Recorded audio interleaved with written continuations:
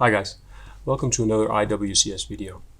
Due to popular demand, we're going to do a video on how to mount an iriInsert, both a single side and a double-sided iriInsert, into a gecko helmet. Let's get started. This is a gecko helmet. Very popular helmet, an extremely good helmet. Now to insert an iriInsert, or actually let's start off by demounting an iriInsert.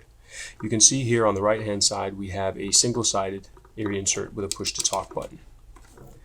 Now to demount it, you just press not on the actual PTT button but just on the plastic edge beside the PTT button at the same time as just gently pulling on the other side. You press down.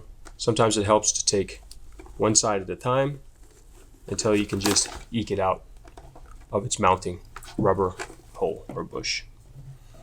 We have now demounted the single side. Let us mount a double side. Boom mic on the right hand side, start off with that. Then you hold your helmet up so that you can see the mounting hole from the outside. You place your right hand side speaker so that it fits approximately outside the hole, and you're just going to want to wiggle it, make sure that it's in the right place until you have it slightly protruding this side. You'll feel when it can't go any further in. You can then take your wire connecting to the left hand speaker and just run it between the inflatable foam here on the inside of the helmet and the helmet itself. Once you've done that, you can take your left hand side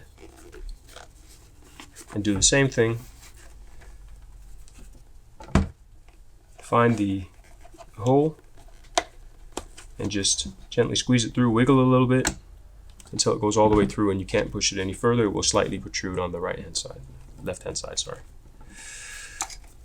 We've now both demounted and mounted an iriInsert into a gecko helmet. I hope that helps and that you can use this video to help you in the future. Thanks for watching. Take care.